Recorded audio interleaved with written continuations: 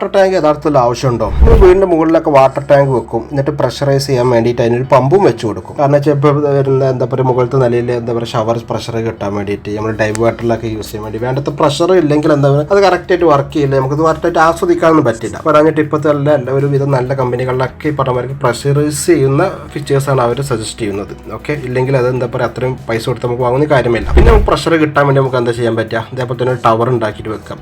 ഒരു 10 metre ടവറിന് height ഉണ്ടെങ്കിൽ മാത്രമാണ് നമുക്ക് ഒരു 1 ബാർ പ്രഷർ കിട്ടുള്ളൂ. നമുക്ക് വേണ്ടത് 1.5 ബാർ മുതൽ 2.5 ബാർ വരെയാണ് പ്രഷർ വേണ്ടത്. നമുക്കിത് മാറ്റി ടാങ്ക് ഒഴിവാക്കാൻ വേണ്ടി ചെയ്യേണ്ടത് വെച്ച് കഴിഞ്ഞാൽ ഇതൊരു ബോർവെല്ല കേട്ടോ, ഞാനൊരു ഫോട്ടോ എടുത്തുന്നുള്ളൂ. ഒരു ബോർവെല്ല അല്ലെങ്കിൽ നമ്മുടെ ഓപ്പൺ വെൽ ഏതായിക്കോട്ടെ അതിൽ നിന്ന് പമ്പിൽ നിന്ന് ഡയറക്റ്റ് ആയിട്ട് പ്രഷറൈസ് ചെയ്യാൻ പറ്റും. അതിൻ്റെതായ പമ്പ് സെലക്ട് ചെയ്യണമെന്നുള്ളൂ. അങ്ങനെ ചെയ്യുമ്പോൾ എന്താ വെച്ചാൽ മുകളിൽ നമുക്ക് ടാങ്ക് ഒഴിവാക്കാം, ഈ ടാങ്കിൻ്റെ ആവശ്യമില്ല.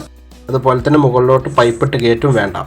അപ്പോൾ ഉള്ള ബെനിഫിറ്റ് വെച്ചാൽ മുകളിൽ നിന്ന് പൈപ്പിട്ട് ഇറങ്ങുന്ന 50 mm പൈപ്പ് അല്ലെങ്കിൽ 40 mm പൈപ്പ് അതൊക്കെ നമുക്ക് ഒഴിവാക്കിയിട്ട് ഒരു ചുറ്റുവട്ടത്തും നമുക്ക് വീണ്ടും ചുറ്റുവട്ടത്തുമുള്ള പൈപ്പുകളിൽ നമുക്ക് ഒരു 3/4 ഇഞ്ച് അല്ലെങ്കിൽ 32 mm 1 ഇഞ്ച് പൈപ്പൊക്കെ നമുക്ക് യൂസ് ചെയ്താണ്ട് പറ്റും അവിടുത്തെ റിക്വയർമെന്റ് അനുസരിച്ച്. അതുകൊണ്ട് ബെനിഫിറ്റ് വെച്ചാൽ നമുക്ക് ടാങ്ക് കട്ട് ചെയ്ത് മുകളിലോട്ട് അപ്പ് ചെയ്ത് അടി ഇറക്കുന്ന കോസ്റ്റ് കട്ട് ചെയ്യാം. ഒരു 50 mm അല്ലെങ്കിൽ 40 mm പൈപ്പൊക്കെ വീണ്ടും ചുറ്റുവട്ടം പോകുന്നതിന്റെ കോസ്റ്റ് കുറക്കാം. പിന്നെ ഇതിന്റെ വെല്ലുവിളികൾ ഡിസ്കസ് ചെയ്യണം. പ്രധാനപ്പെട്ട വെല്ലുവിളി കറണ്ട് ഇല്ലെങ്കിൽ എന്ത് ചെയ്യും? നമുക്കൊരു സ്റ്റോറേജ് സിസ്റ്റം ഉണ്ടെങ്കിൽ, നമുക്കൊരു ഇൻവെർട്ടർ സിസ്റ്റം ഉണ്ടെങ്കിൽ അത് വെച്ചിട്ട് റൺ ചെയ്യാൻ പറ്റിയ VFD ടെക്നോളജിയുള്ള ഒരുപാട് പമ്പുകളുണ്ട് കുറഞ്ഞ കറണ്ടിൽ വർക്ക് ചെയ്യുന്നത്. അപ്പോൾ ഒരുപാട് സമയം നമുക്ക് അതിൽ വർക്ക് ചെയ്യാൻ പറ്റും. പിന്നെ ഉള്ള വെച്ചാൽ സോളാർ എന്തായാലും ഒരു വീട്ടിലെ എല്ലാവരും അതിൽ കൺസിഡർ ചെയ്യുന്നതാണ്. ആ സോളാർ നമുക്ക് ഇൻകോർപ്പറേറ്റ് ചെയ്ത് കഴിഞ്ഞാൽ അതിൽ വെച്ച് ചാർജ് ചെയ്യാം, അല്ലെങ്കിൽ hybrid system, off grid system ഒക്കെ നമുക്ക് യൂസ് ചെയ്യാം. പിന്നെയുള്ള പ്രധാനപ്പെട്ട ചോദ്യം വെള്ളത്തിന്റെ കുറവ്. കേരളത്തിലെ സാഹചര്യത്തിൽ നിങ്ങൾ ഒരിക്കലും ചോദിക്കാൻ പാടില്ലാത്തൊരു ചോദ്യമാണ്. കാരണം വെച്ച് കഴിഞ്ഞാൽ ഒരുപാട് വെള്ളം നമുക്കുണ്ട്, നമ്മൾ വേണ്ടത്ര യൂസ് ചെയ്യുന്നില്ല എന്നാണ്. അതിന്റെ ഉദാഹരണമാണ് നമ്മൾ ഹൈവേകളിൽ വെള്ളം കെട്ടി നിൽക്കുന്നത്.